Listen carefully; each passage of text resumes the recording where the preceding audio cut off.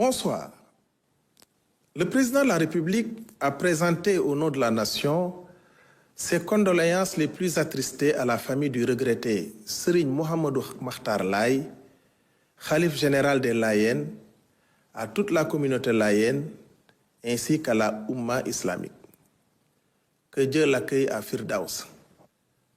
Ce soir marque le 44e Conseil des ministres sous la présidence de son Excellence M. Bassirou Diomaye Diakhar Faye.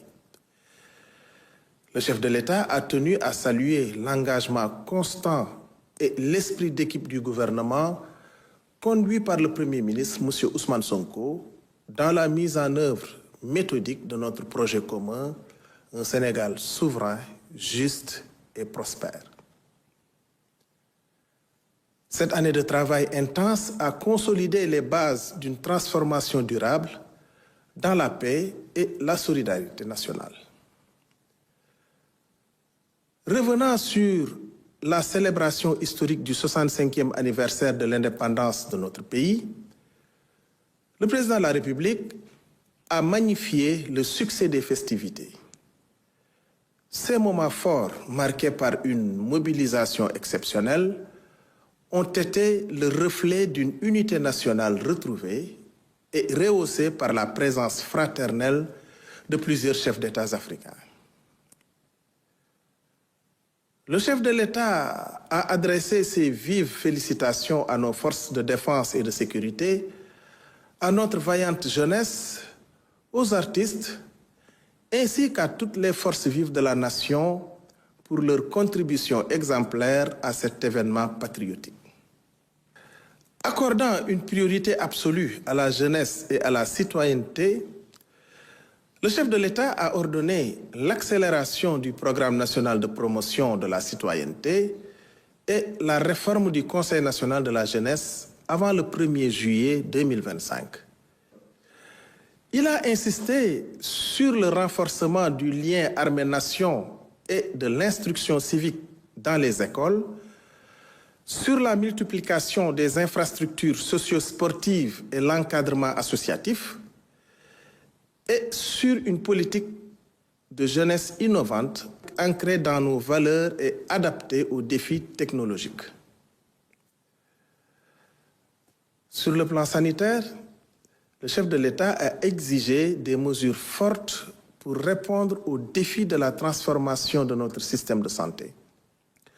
Parmi les priorités fixées, finaliser la réforme hospitalière et moderniser les CHU, lutter contre la vente illicite de médicaments et les pratiques médicales illégales, renforcer l'industrie pharmaceutique locale et la souveraineté vaccinale, optimiser la carte sanitaire et recruter massivement du personnel médical.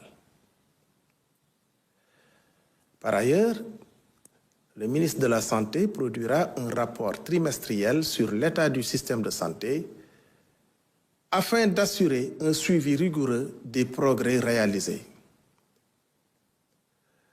Dans le domaine spatial, et après le lancement réussi de Gaïndé-Sat 1A, le Sénégal entend poursuivre sur cette dynamique d'excellence.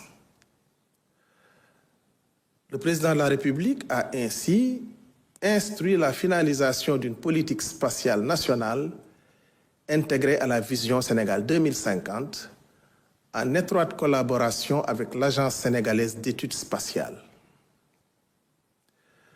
Le Premier ministre, M. Ousmane Sonko, a quant à lui tenu à alerter la nation sur une situation grave et inacceptable, celle de la prise en charge des personnes souffrant de troubles mentaux. Les récents drames survenus sur nos routes nous rappellent cruellement l'obsolescence de notre cadre juridique, en l'occurrence la loi du 9 juillet 1975, devenue inadaptée aux exigences actuelles de dignité humaine, de sécurité publique et de protection des droits. Pourtant, des efforts ont été engagés.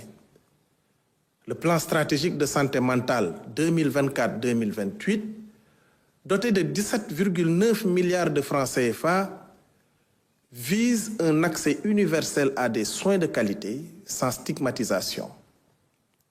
Mais les obstacles persistent. Manque de structures adaptées, errance des malades, financement insuffisant et retard dans les formations de professionnels. Face à ce constat, le Premier ministre donne des instructions claires.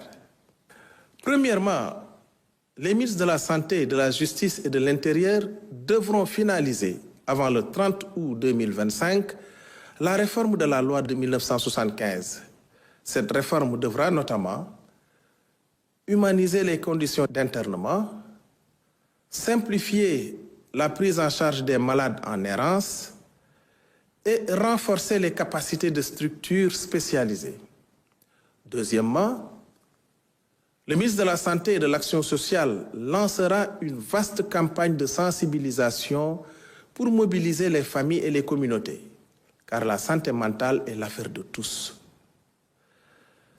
Le Premier ministre souligne enfin l'exigence d'une mobilisation sans délai. C'est une question de justice sociale, de sécurité publique et de respect des droits fondamentaux. Je vous remercie de votre attention et vous souhaite une excellente soirée.